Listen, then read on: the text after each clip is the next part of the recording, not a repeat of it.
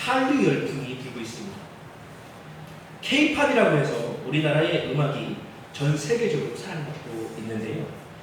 음악과 더불어서 드라마와 영화도 여러 나라에서 인기를 얻고 있습니다. 아시다시피 2019년 영화 기생충은 우리나라에서도 1000만 관객을 끌어모으는 인기를 얻은 바 있었고, 미국 아카데미 시상식에서 감독상과 작품상까지 수상할 정도로 이목을 집중받았습니다. 특히 요즘에는 넷플릭스에서 흥행하는 드라마들이 여러 편 있습니다. 그 중에 가장 유명한 작품은 뭐가 있을까요? 오징어 게임이 있습니다. 세계적 흥행으로 오징어 게임의 주연 배우들인 이정재 씨, 또는 박혜수, 정호연 배우뿐 아니라 중견 배우인 할아버지 1호 할아버지로 열연했던 오영수 배우님까지도 유명인 반열에 올랐습니다. 이제 우리나라 사람만 알고 기억하는 배우가 아닌 세계 여러 나라 사람들의 뇌리에 박힌 새겨진 얼굴과 이름들이 된 것이죠. 저도 이제 개인적으로 특별히 즐겨봤던 드라마가 있습니다. 지금은 이제 즐겨보는 드라마가 별로 없는데 작년에 즐겨보던 드라마가 있었습니다. 뭐냐면 이상한 병사 우영우라고, 혹시 보신 줄 보셨죠? 17% 이상 이렇게 했습니다. 박은빈 배우가 연기를 너무 잘하더라고요. 그리고 스토리도 너무 재밌고 참 기억에 남습니다. 이 주인공의 이름과 주인공의 행동이 내 머릿속에 기억된다는 것은 그만큼 주인공의 활약이 인상 깊었다는 것을 의미합니다. 우리가 인생을 살아오면서도 우리 기억 속에 남는 사람들이 있습니다. 혹시 여러분의 삶의 기억 속에 떠오르는 어떤 사람들이 있으신가요? 지금 생각할 때 기억에 남는 사람 혹시 몇 명이나 있으신가요? 물론 이제 기억하고 싶지 않은 사람도 있습니다. 저도 있어요. 우리에게 상처를 주고 아픔을 주었던 사람들. 근데 그들을 지우고 싶지만 아이러니하게도 남아있어요. 마치 내 인생의 악역과 같은 사람들이죠. 우리 기억에 남는다.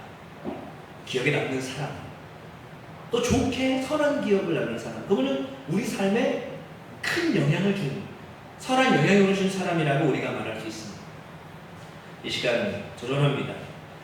어쩌면 우리 살아온 날들 또 이상을 살아간 저와 여러분도 누군가에게 깊이 기억될 삶의 주인공으로 남을 수 있기를 간절히 원합니다. 그래서 오늘 말씀의 제목은요, 나는 주인공인가? 라는 말씀입니다.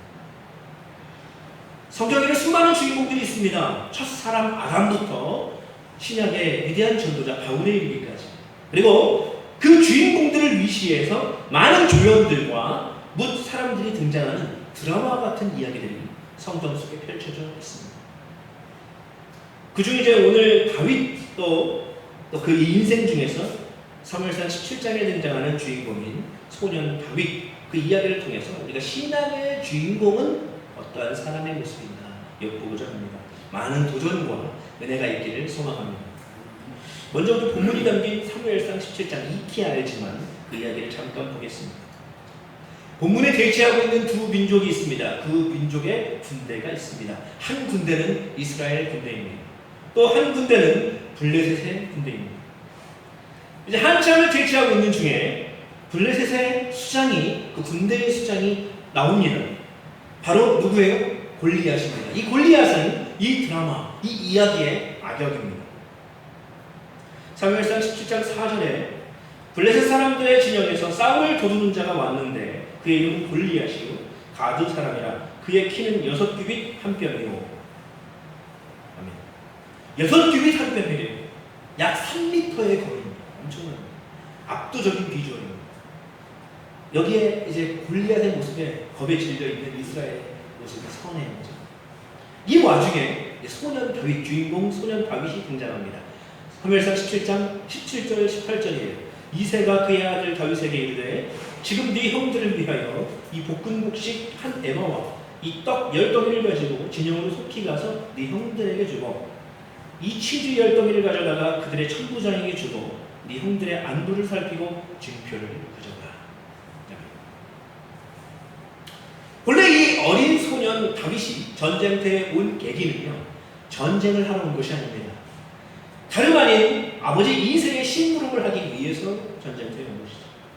형들에게 먹거리를 주고 안부를 살피고 가라. 그런데요, 이 다윗이 전쟁터에 딱 와서 보니까 저 멀리에 적군 블레셋의 수장 골리앗이 뭐라 말을 하고 있어요. 근데 보니까 떠드는 소리가 하나님과 이스라엘을 조롱하고 있는 모습입니다. 사무엘상 17장 8절부터 그렇게 나옵니다. 그가 서서, 우리 함께 읽어볼까요? 네, 함께 읽어보겠습니다. 사무엘상 17장 8절 말씀입니다. 시작. 그가 서서 이스라엘 군대를 향하여 외쳐 이르되 너희가 어찌하여 나와서 전열을 벌였느냐? 나는 블레셋 사람이 아니며 너희는 사울의 신복이 아니냐? 너희는 한 사람을 택하여 내게로 내려보내라. 그가 나와 싸워서 나를 죽이면 우리가 너희의 종이 되겠고 만일 내가 이겨 그를 죽이면 너희가 우리의 종이 되어 우리를 섬길 것이니라. 그 블레셋 사람이 또 이르되 내가 오늘 이스라엘의 군대를 모욕하였으니 사람을 보내어 나와 더불어 싸우게 하라 한지라. 사울과 온 이스라엘이 블레셋 사람의 이 말을 듣고 놀라 크게 두려워하리라. 아멘. 한마디로 말하면, 야, 나랑 붙을 사람 나와. 너희가 하나님의 군대라는 군대냐? 그러면은 나와 1대1로 붙자. 다른 거 필요 없다. 1대1로 붙어서 나를 이기면 너희의 종이 될게. 우리가 다. 근데 너희가 지면 너희가 우리의 종이 되는 거야. 블레셋 골리앗은, 우리가 골리앗 하면은 거인의 상징 아닙니까? 무지무지 큰 사람. 근데 이 골리앗이 이렇게 이스라엘 군대와 하나님을 모욕해요. 무섭죠, 보기에. 근데 그 와중에 다윗이 이제 골리앗의 모습을 보고 하는 말을 듣고 화가 단단히 나는 모습. 그래서 아시다시피 골리앗과 나가 싸울 수 있게 해달라고 사울 왕에게 계속 요청합니다. 근데 사울이 보기에 다윗은요, 전쟁터에 나갈 군사가 아니에요. 그 모습이 아닙니다. 나가면 바로 한 방에 죽어요. 그렇게 여려보였거든요. 근데 말을 하죠. 근데 결국은 간구하니까, 근데 보니까 사울 왕이 어차피 나가서 싸울 사람이 없어. 나서는 사람이 없어요. 그러니까 이 다윗에게, 그래, 네가 갔다 와라. 자신 있으면 갔다 와. 출정을 허락하죠. 처음에는 이제 사울 왕의 군복과 투구를 쓰고 칼을 차고 나가려고 했는데 익숙하지가 않아요. 너무 크죠. 그래서 그냥 나갑니다. 그래도 무기는 필요하겠죠? 그의 무기는 무엇이었나요? 40절입니다. 40절. 손에 막대기를 가지고 시내에서 매끄러운 돌 5을 골라서 자기 목자에 재고 주머니에 넣고 손에 물매를 가지고 블레셋 사람에게 나아가니라. 아멘. 다윗은 물매를 가지고 골리앗에게로 나아가죠. 그리고 골리앗에게 나아가면서 유명한 어록을 남깁니다. 오늘 읽은 본문이죠. 우리 함께 다시 한번 읽어볼게요. 45절 말씀입니다. 시작. 다윗이 블레셋 사람에게 이르되 너는 칼과 창과 단창으로 내게 나아오거니와 나는 만군의 여호와의 이름 곧 네가 모욕하는 이스라엘 군대의 하나님의 이름으로 내게 나아오라. 아멘. 그래서 여러분, 다윗과 골리앗의 결국은 어떻게 됐죠? 우리가 알다시피 물매의 돌이 골리앗의 이마에 박혀 승리합니다. 그렇죠? 이스라엘이 그 모습에 용기를 얻어서 블레셋을 치게 되는 이야기예요. 그래서 승리하는 이야기가 됩니다. 아마 골리앗의 이마가 엄청 파였을 거예요. 왜요? 설교 시간에 목사님들이 하도 이 다윗과 골리앗 이야기하면서 그 머리에 판 이야기 계속해요. 저 말씀을 준비하면서 근데 이런 생각을 해봤습니다. 그 생각을 함께 나눠보고 싶어요. 만약에 이 전쟁터에 여러분이 제가 참전하고 있다면 저와 여러분은 혹시 어떤 역할을 하고 있을까요? 다윗입니까? 아니면 골리앗입니까? 아니면 사울입니까? 아니면 대사 있는 군사 1, 아니면 대사 없는 군사 100입니까? 여러분, 다윗 시대에 하나님은 다윗과 같은 사람을 찾으셨습니다. 그렇게 선택된 다윗은 영적 전쟁터에서 멋지게 주인공의 역할을 감당해냈습니다. 근데 다윗 시대에도 그랬듯이 오늘날 우리 시대에도 영적인 전쟁터는 존재합니다. 그리고 지금 이 시간도 하나님은 다윗과 같은 주인공을 찾으시는 분임을 믿으시기 바랍니다. 이 시간 여러분에게 도전합니다. 저 또한 선포합니다. 영적 전쟁터에서 주인공 되시길 바랍니다. 따라해볼까요? 내가 주인공이다. 내가 주인공. 내가 주인공. 내가 조선의 국무다. 이렇게 생각납니다. 내가 주인공이다. 우리가 확언할 수 있어요. 내가 주인공이다. 에이, 문제예요. 에이. 다윗은 결국 그 많은 사람 중에 한 사람뿐 아닙니까? 주인공은 어차피 한 사람 아닙니까? 소수 아닙니까? 여러분, 오늘 이야기는 성경 속의 한 이야기에 불과해요. 다윗도 성경 속의 한 주인공 중에 한 사람입니다. 성경은요, 믿음의 이야기, 그 주인공들이 엄청 무수히 많이 기록되어 있어요. 근데 이 다윗과 같은 사람만 주인공으로 사용한 게 아닙니다. 신약에 예수님께 치료받고 구원받았던 많은 병자들과 이름 있던 없던 그 죄인들, 그 사람들이 다 예수 그리스도의 사역의 주인공들이 되었거든요. 이렇게 하나님은요, 우리의 모습과 상관없이, 우리의 처지와 상관없이 하나님 우리를 주인공으로 사용하실 분이십니다. 근데 여러분 보십시오. 주인공은 되고 싶죠. 근데 주인공답게 살아간다는 것은 쉬운 일은 아닙니다. 마치 여기에 수많은 군사들이 있었지만 나가지 못했던 많은 사람 중에 한 사람 다윗과 같이. 그래서 주인공은요, 뭔가 비범함이 있어요. 근데 성경을 보니까 그 주인공들은 주인공이 아닌 사람들과 달리 어떤 비범한 점이 발견이 되었더라. 그러면 신앙의 주인공은 어떤 비범함을 갖고 있을까요? 다윗의 모습을 통해서 한번 보겠습니다. 첫 번째는 무엇이냐면 중요한 일에 관심을 두는 자였다라는 거예요. 중요한 일에 관심을 두었다. 여러분 오해하면 안 됩니다. 관심 끌기 원하는 자, 이게 아니라는 거예요. 관종, 이거는 아니에요. 이게 아니라 뭐예요? 내 삶에 무엇이 가장 중요하냐, 이 상황 가운데 무엇이 가장 중요하냐, 거기에 깊은 관심을 둔다라는 거예요. 오늘 이야기의 주인공 다윗도요, 관심이 많았습니다. 어디에 관심을 가졌냐 하면 사무엘상 17장 26절 27절에 있습니다. 우리 함께 읽어보겠습니다. 26, 27절이에요. 시작. 다윗이 곁에서 있는 사람들에게 말하여 이르되 이 블레셋 사람을 죽여 이스라엘의 치욕을 제거하는 사람들에게는 어떠한 대우를 하겠느냐? 이 할례받지 않은 블레셋 사람이 누구이기에 살아계시는 하나님의 군대를 모욕하겠느냐? 백성이 전과 같이 말하여 이르되 그를 죽이는 사람에게는 이러이러하게 하시리라 하니라. 아멘. 26절을 잘 보면요, 다윗이 야, 저 골리앗을 이긴 자에게 어떤 대우를 해준다 하느냐? 사람들에게 묻죠. 얼핏 생각하면 주어진 상에 관심을 갖는 것처럼 보이죠. 근데 골리앗을 이기면 실로 많은 것이 주어지거든요. 25절 그 전에 보면 이스라엘 사람들이 이르되 너희가 이 올라온 사람을 보았느냐? 참으로 이스라엘을 모욕하러 왔도다. 그를 죽이는 사람은 왕이 많은 재물로 구하게 하고 그의 딸을 그에게 주고 그 아버지의 집을 이스라엘 중에서 세금을 면제하게 하시리라. 이거 엄청난 거예요. 그죠? 사울 왕이 14번 조건이에요. 엄청 좋죠? 아, 그래! 나 제대로 인생 역전 한번 해보자! 하고 도전할 만한 그런 상 아닙니까? 근데 문제는 아무도 그 상 앞에서 또 움직이지 않는다. 왜요? 그 조건이 앞에 있는 골리앗을 이겨야 한다는 전제 조건입니다. 이스라엘 군대들은 지금 집중하고 있습니다. 어디에요? 앞에 거대한 저 골리앗이 있다. 내가 가면 죽는다. 이거에 집중하고 있는 거예요. 그러니까 아무도 그 상이 있어도 관심 없어요. 여러분 다윗이 골리앗을 이기는 대가에 대해 물어봤지만 이후의 행동들을 보면 그가 그 대가를 바라는 욕심 때문에 골리앗과 싸웠던 것이 아니라는 것을 우리가 확실히 알 수 있습니다. 그렇죠? 다윗은 하나님께 관심을 두었습니다. 그리고 하나님을 모욕하는 골리앗과 싸워 내가 이겨야 된다. 여기에 집중했습니다.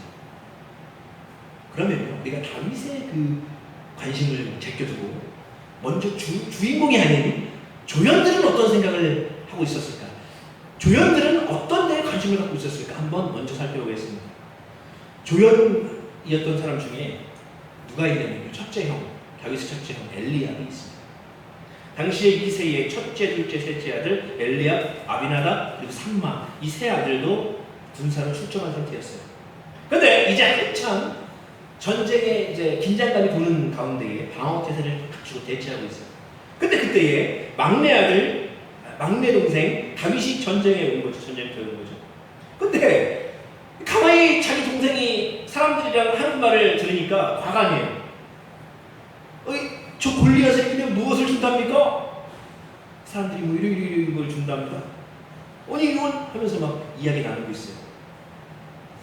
근데 그 모습을 큰형 엘리압이 본 거예요. 보고 있으니 굉장히 꼴불견입니다.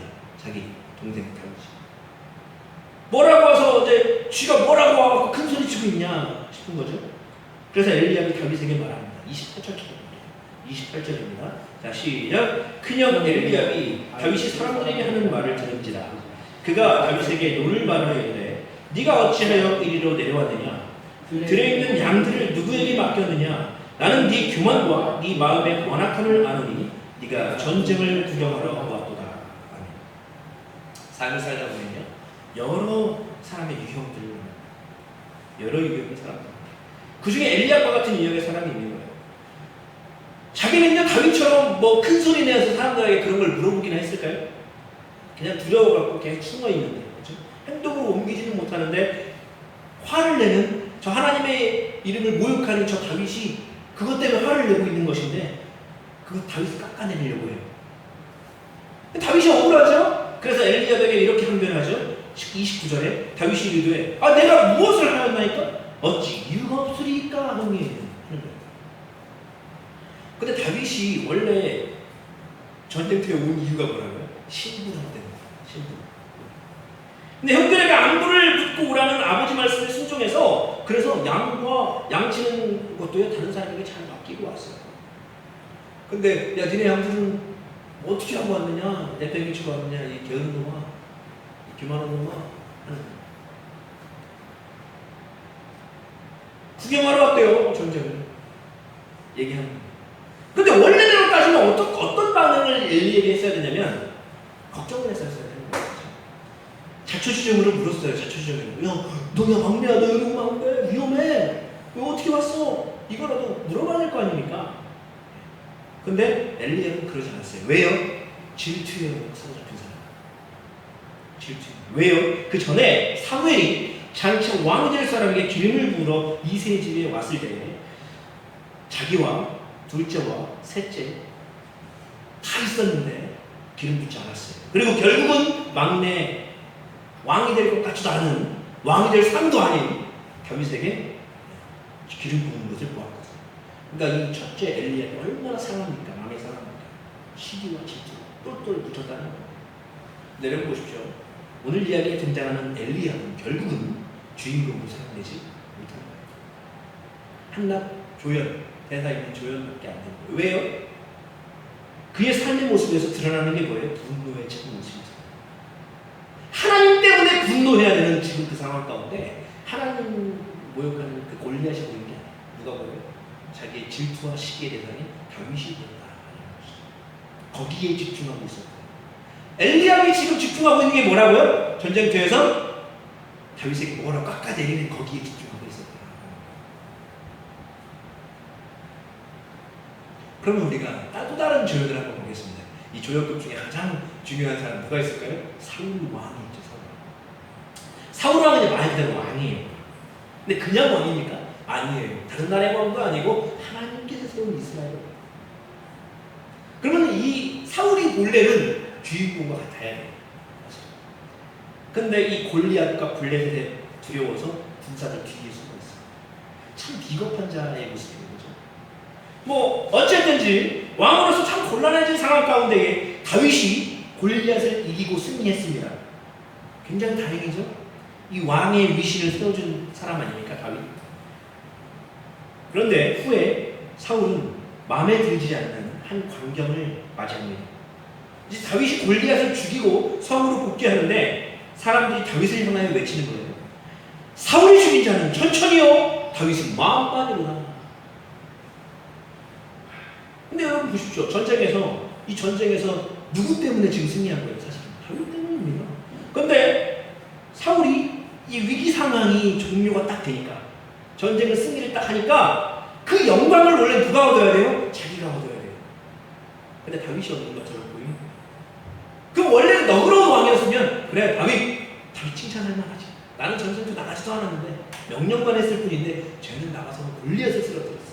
저런 칭송을 받을 만하다. 박수 치려고 모자랄 판인데 결국 어찌 됐어요? 후에 이 사울도 다윗에게 질투와 시기가 들어서 어떻게 했어요? 엘리야브가 더합니다. 뭐예요? 죽이려고 쫓아다녔어요.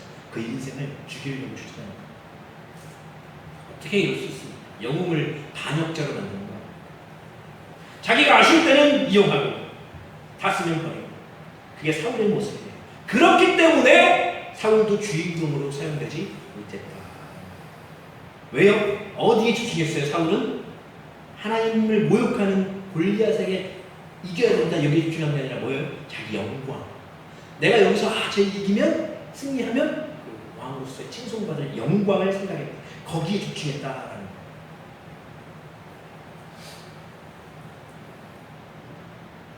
근데 한번 보십시다. 그럼 이 영적 전쟁터에 조연급 말고 엑스트라급이 누가 있냐고 보겠습니다. 엑스트라는 누가 있을까요? 이 군사들. 이 군사들이 엑스트라예요. 여러분 보십시오. 근데요, 엑스트라라는 것은 영화를 보아도 그렇고 우리 삶을 보아도 그렇고 주인공이 어떻게 되느냐에 따라서 그 삶이 좌우돼요. 우리가 성경 퀴즈를 하잖아요. 저도 이제 성경 퀴즈 많이 해봤죠. OX 퀴즈가 있습니다. 맨 처음에 많이 떨어뜨리려고 OX 퀴즈 하잖아요. 그럼 엑스트라가 엄청 많습니다. 공부를 안 했으면 엑스트라가 되는 거예요. 그러면 이제 공부를 잘하는 주인공들이 있잖아요. 그럼 거기만 쫓아다니는 거예요. 근데 막 그 사회자가 보면은 막 괴짜 같은 사회자가 있어요. 옛날에 우리 형님 이제 누구신지 몰라요. 형님 괴짜 같아갖고 이상한 문제 있죠. 만들어내는 거예요.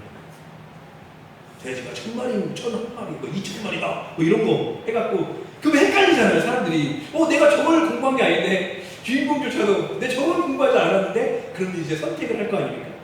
그럼 주인공이 이제 5로 갔어요? 그럼 엑스트라들이 다 5로 가요. 그럼 떨어지면 아깝다 이게 아니라 너만 믿었는데 왜 틀리냐 이렇게 해요. 엑스트라가. 그죠? 뭘 믿어요? 그죠? 예수님을 믿어야죠. 엑스트라들의 삶은 이렇습니다. 신앙적으로도 마찬가지입니다. 영적 전쟁터에서 엑스트라의 삶은 그냥 유의하면 아무것도 아니에요. 영적인 일에 관심조차 없습니다. 그냥 우르르 거기에 따라다니는 뿐입니다. 누군가에게 아무런 영적 영향력을 끼치지 않는 사람들이에요. 만약에 우리 삶이 연극이라면 군사 300번을 시켜도 군사 1000번을 시켜도 해야죠. 감지덕지 않고. 근데 여러분 우리가 신앙적으로 만약에 그렇게 군사 300번 1000번을 해서 사는 사람이 박수치니까 박수치면서 사는 사람 옆 사람이 아멘하니까 따라서 아멘하고 여러분 이러한 신앙인으로 머물러서는 안 된다. 영적으로 주도하고 누군가에게 선한 영향력을 행사하는 저 여러분의 신앙의 주인공의 삶 되기를 소망합니다. 뭐 당연한 이야기지만 영적 전쟁터에서 골리앗과 같이 되어서는 안 되겠죠. 당연히 악역과 같이 이렇게 해서는 안 되겠죠. 교회를 분란시키는 사람 이런 사람은 내가 손을 안 될 거예요. 자 이제 우리가 조연들을 넘어서 엑스트라를 넘어서 주인공 다윗은 그러면 어떤 데 관심을 뒀나 초점을 뒀나 봅니다. 얼핏 다윗도 육적인 것에 관심을 둔 것처럼 보인다고 했습니다. 대가에. 그런데 다윗의 본심은 뒤에 나오죠. 사무엘상 17장 26절 후반절 이 할례받지 않는 블레셋 사람이 누구에게 살아계시는 하나님의 군대를 모욕하겠느냐? 다윗은 하나님과 그 백성들을 모욕하는 골리앗의 행위에 분노했습니다. 다윗은 영적인 것에 관심을 둔 사람이었고 그렇기 때문에 골리앗의 행위에 화가 차올라 나갔다는 거예요. 여러분 신앙생활하면서 우리는 영적인 것에는 얼마나 관심을 두고 있나요? 영적 전쟁터에서 주인공이라는 가장 중요한 일에 관심을 두는 사람입니다. 육적인 일들에 관심을 두는 것이 아니라 먼저는 영적인 일에 관심을 둔다는 것입니다. 하나님의 영광 가리우는 일을 하지 않기를 노력하고 하나님 보시기에 좋은 삶을 살아가기를 노력하는 사람이라는 그가 주인공입니다. 영적 전쟁터에서 다윗과 같은 주인공으로 살아가기를 원합니다. 첫째가 굉장히 길어졌죠. 둘째, 셋째 간단히 알아보면 신앙의 주인공은 어떤 비범함이 있었을까요? 두 번째는 믿음으로 담대하게 나아가는 자였다. 믿음으로 담대하게 나아가는 자. 우리 본문이니까 다시 한번 읽어보겠습니다. 45절. 자, 시작. 다윗이 블레셋 사람에게 이르되 너는 칼과 창과 단창으로 내게 나아오니와 나는 만군의 여호와의 이름 곧 네가 모욕하는 이스라엘 군대의 하나님의 이름으로 내게 나아가더라. 아멘. 오늘 이야기에 등장하는 조연급들인 사울과 엘리야 그리고 여러 엑스트라들은요 골리앗 앞에서 담대할 수가 없었습니다. 왜냐하면요 단순해요. 그들에게는 골리앗을 이길 만한 무기도 없었고 힘도 없었기 때문에. 만약에 이 시대에 총을 사용할 수 있었다. 만약에 갑자기 나한테 총이 떨어져요. 그러면 도전할 수 있었을지 모르겠어요. 야, 나한테 총이 있다 이러면서 쏘면 되잖아요. 여러분. 근데 여러분 그런 상황은 아니잖아요. 그죠? 지금 이들의 상황에서는 골리앗을 이길 방법은 전혀 없어 보였습니다. 그래서 당연히 골리앗에게 나아가는 사람이 없었다. 아울러 이때는 전쟁에서 승리하려면요 더 좋은 칼과 더 좋은 창과 단창이 있었어야 가능했습니다. 그래서 다윗이 본문에서 이 언급하는 칼과 창과 단창이라는 것은요 일반적인 군사들이 승리를 위해서 당연히 가지고 나온 무기예요. 이게 믿지 않는 사람에게는 상식적인 무기라는 거죠. 이거 없으면 이길 수 없는 거예요. 근데 주인공 다윗은 그게 있었어요? 없었습니다. 아무것도 없었어요. 근데 이 다윗에게는요 골리앗을 쓰러뜨릴 그냥 최소한의 도구만 있으면 됐었습니다. 왜냐하면 그가 가지고 나가는 것은 물매와 돌이 아니었기 때문에. 그가 가지고 나가는 것은 뭐예요? 하나님의 이름. 할렐루야. 하나님의 이름. 우리가 만약에 오늘날 내가 하나님의 이름으로 어떤 일을 계획하고 한다. 그 많은 사람들이 말할 거예요. 보이지 않는 하나님이 뭘 할 수 있는 거예요? 그리고 무슨 사람들은 골리앗과 같이 하나님을 모욕할지도 모르겠어요. 그렇지만 영적 전쟁터에서 골리앗을 이기는 방법은 오직요 하나님의 이름입니다. 이걸 기억해야 돼요. 다윗은 결국 골리앗을 쓰러뜨렸습니다. 하나님의 이름을 드높였어요. 마찬가지입니다. 지금 우리에게 칼과 창과 단창이 없어요. 총도 없어요. 그냥 작은 물맷돌과 물매밖에 없다 할지라도 하나님은 그것을 통해 역사하시는 분임을 믿으시기 바랍니다. 여러분 우리가 이제 광고에도 이제 써있지만 이번 주에 저희 교회 옥상 공사를 했습니다. 제가 여기 작년에 왔을 때 우리 담임 목사님과 이야기를 하는데 기도 제목 중에 가장 큰 기도 제목이 있는데 비가 샌다고. 제가 그 얘기를 들었을 때 근데 어디서 비가 새죠? 본당에서는 안 새요. 안 새요. 다행이네요. 근데 어디 있어요? 유효하시고 여기 식당으로 써야 되는 여기에 비가 새요. 참 희한하죠? 본당과 사무실 쪽으로는 비가 안 새요. 사용하는 거. 근데 여기를 못 사용하니까 나중에 이제 문제가 되잖아요. 근데 비용이 고전 한 1,000만 원 되는 걸로 이야기가 됐습니다. 그 작은 교회에서 우리 같은 작은 교회 1,000만 원 있습니다. 우리는 진짜 물매와 물맷돌밖에 없는. 근데 하나님께서 우리 교회를 들어 쓰시려고 이 목상 공부를 막 끝냈습니다. 그죠? 끝내셨어요. 그리고 이제 장마가 이번 주에부터 온대요. 그죠? 비 엄청 온다면서 4일 연속 온대요. 이제 시험할 수 있겠죠? 비가 새는지 안 새는지. 여러분 하나님께서 작은 교회일지라도 이 다윗을 작은 다윗 또 작은 물맷돌 이거 가지고도 역사하셨던 그 하나님이 우리가 신앙의 주인공으로 살아가기를 원할 때 믿음으로 담대하게 나아가는 그 주인공을 사용하실 줄 믿습니다. 마지막입니다. 신앙의 주인공은 그럼 어떤 비범함을 또 가지고 있는 사람입니까? 세 번째는요. 끌려가지 않고 이끌려가지 않고 이끄는 자라는 거예요.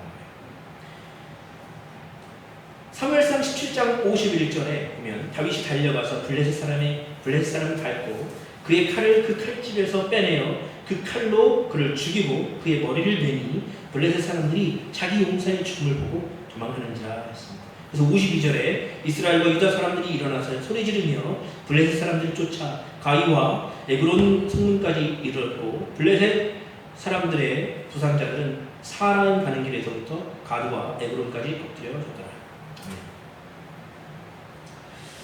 다윗이 등장하기 전까지 사울과 이스라엘 군사들은요 골리앗이 나와서 하나님을 모욕하고 자기들을 조롱해도 그냥 대치 상태에서 벌벌 떨 수밖에 없었습니다.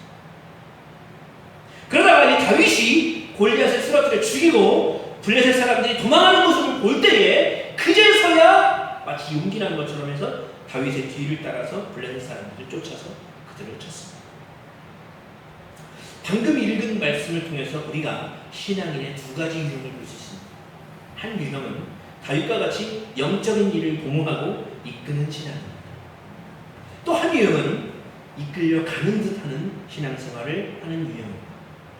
그럼 방금 읽은 말씀을 내게 적용해 봅니다. 나에게. 나는 어떤 유형의 신앙인이십니까? 이제 가난한 성도들이 많이 있습니다. 근데 그 가난한 성도들 중에는 교회에서 상처를 받았거나 아니면 어떠한 사명을 감당하고 싶은데 그 사명을 감당할 수 없는 환경 가운데 있었던 사람들, 그 사람들이 내가 사명을 감당하기 위한 교회를 찾기 위해서 다른 교회를 찾는 사람들이 있습니다. 정착하지 못한 사람들, 그 사람들을 방황하는 사람들이라고 해서 가난한 성도라고 하죠. 근데요, 가난한 성도들 중에서 제가 봤을 때는 반 이상은 큰 교회를 선호합니다. 왜요? 가만히 눈에 띄지 않고 예배 드리고만 올 수 있기 때문에. 사실 강명수 집사님처럼 이렇게 개척교회의 멤버로 예배를 계속 드리고 있다는 것은 진짜 앵간한 믿음이나 이런 거가 은혜에 있습니다. 요즘에 코로나가 지나면서 교사했던 사람이 그만둬요. 찬양가했던 사람이 그만둬요. 심지어 교역자들도 교역자의 사명을 놓습니다. 왜요? 그렇게 정리되어 있어요. 몸과 마음. 근데 교회 안에 일꾼이 줄어들고 있는 실정이에요, 지금이. 또 교회 내적인 문제들이 많아요. 그 상처가 원인이 되기도 하지만 그것보다도 영적으로 무뎌진 영혼이 많이 있습니다. 그래서요, 그냥 가만히 눈에 띄지 않게 뒤에서 예배만 드리고 오려고 하는 크리스찬들이 너무나 많았어요. 근데 만약에 이래요. 다윗과 같이 다윗의 공동체 안에 영적인 일을 도모하고 이끄는 그 다윗과 같은 사람이 있다고 한다면, 그래서 여러 사람들에게 일할 동기를 계속 주고 선한 영향을 끼친다면 잠시나마 그 공동체가 바로 서기는 합니다. 근데 그 다윗과 같은 사람이 부재하면 쉽게 무너지는 공동체를 많이 봐요. 그냥 지푸라기. 어떤 것을 의미해요, 나에게? 신앙생활에 있어서는요, 나 하나쯤이야 라는 생각을 품는 것은 바람직하지 않습니다. 예수 그리스도를 구주로 영접하고 믿으면 구원받는다. 이게 사실이죠. 근데 여러분, 신앙생활을 너무 추상적인 것에만 머무르어 있는 사람이 많아요. 믿음, 영접. 사람들은 모르죠. 저 사람이 진짜 영접했는지 아닌지 몰라요. 그러니까 그냥 감추고 살아가는 사람들도 많이 있을 거예요. 근데 여러분, 성경에는 그 말씀만 있는 게 아니에요. 행함 없는 믿음은 죽은 믿음이라. 이런 말씀도 하나님 하셨어요. 실제로 살아가고 세상 속의 빛과 소금의 사명을 감당하며 살아가도록 노력하는 사람이 바로 살아있는 믿음의 소유자, 또 신앙의 주인공인 사람이 좀 있습니다. 복음서를 보면 예수님께서 달란트 비유를 말씀하시는 내용이 있습니다. 그런데 주인이 달란트를 맡겼을 때 이런 명령을 하지 않았어요. 야, 이거 가지고 가서 장사해라. 그래서 2배로 남겨라. 꼭 이렇게 명령하지 않았습니다. 시원하게도 그냥 그것을 맡겨두고 타국으로 떠날 뿐이에요. 근데 아무런 명령이 없음에도 그것으로 두 종은 5달란트와 2달란트를 각각 남깁니다. 나머지 한 종은 주인이 준 1달란트를 땅에 묻어주고 그것을 그대로 주인이 돌아왔을 때 내죠. 근데 이 이야기의 결국은 어찌 됐어요? 2 종은 칭찬을 듣습니다. 근데 한 종은 쫓겨납니다. 아니, 내가 준 달란트로 장사해서 불려오라고 명령하지도 않고서 그냥 맡기고서 왜 1달란트를 손해 없이 가져온 종에게 형벌을 내립니다. 좀 억울해 보이지 않나요? 현실적으로. 근데 여러분 보십시오. 애초에 주인이 그런 뜻이 없었다면 그들에게 아무것도 내어주지 않습니다. 그런데 그들의 분량대로 달란트를 주는 행위에 이 명령이 이미 내포가 되어 있습니다. 말하지 않아도 알아요. 왜냐하면 그것은요, 그들의 신분이 무엇이냐에 초점을 둡니다. 뭐예요? 종이에요. 이웃사람이 아닙니다. 종. 그리고 그들의 분량대로 달란트를 주었다. 이 사실. 두 가지. 종, 분량대로 준 달란트. 그래서 아무 명령이 없어도 우리가 이걸 딱 받았을 때요. 우리가 주인이 돌아오기 전까지, 내가 주인 돌아오기 전까지 해야 할 일이 이것이겠구나 라고 생각한다는 거예요. 그리고 열심히 그것을 가지고 일해서 남기는 삶을 살아가고 있다. 마찬가지입니다. 하나님께서 저와 여러분에게 주신 달란트들이 있습니다. 근데 그것을 내가 이 땅에서 사용하라고, 너 죽는 날까지 너를 위해서라 라고 주신 달란트라고 생각하고 그냥 나만을 위해서 쓰는 신앙인들이 많이 있다라는 거예요. 그런데 여러분, 그 달란트가 물질이든 건강이든 또는 어떤 은사든지 하나님께서 갑자기 내게 기도하는 중에 음성으로 야, 네가 이것으로 가지고 일을 해라, 이렇게 굳이 말씀하지 않으셔도요, 우리는 행동해야 된다는 거예요. 하나님의 일을 우리가 도모하고 그것을 하도록 노력해야 된다는 거예요. 왜요? 우리는 하나님의 종이기 때문이고, 신앙인으로서 또 영적인 일을 도모하고 적극적으로 신앙생활을 해야 된다는 거예요. 미루어 짐작해야 된다는 거예요. 하나님이 왜 나에게 이 달란트를 주셨어요? 나에게 그냥 나만 먹고 잘 살으라고 주신 거구나. 이게 아니라 당연히 그걸 주었을 때, 내가 5달란트, 2달란트 줬을 때 하나님 나 이거 가지고 하나님의 일을 하기 위해 사용하라는 것이고, 이렇게 생각해야 된다. 그래야 나중에 쫓겨나지 않아요. 말하기는 영적인 일에 소극적으로 이끌려 다니는 엑스트라 신앙인이 아니라 영적인 일을 도모하고 적극적으로 앞서서 신앙생활하는 신앙의 주인공으로 살아가는 저 여러분 될 수 있기를 소망합니다. 말씀을 마무리하겠습니다. 하나님은 다윗의 시대와 같이 오늘날에도 믿음의 이야기의 주인공들을 찾으십니다. 영적으로 무뎌진 이 때에 다윗과 같이 하나님의 일을 높이는 데에 중요한 일에 관심이 두고 하나님의 이름을 무기 삼아 담대하게 신앙생활하며 또 뒷서기보다 앞서서 믿음의 삶을 실천하여 나가는 신앙의 주인공 되시길 간절히 소망합니다. 기도하겠습니다.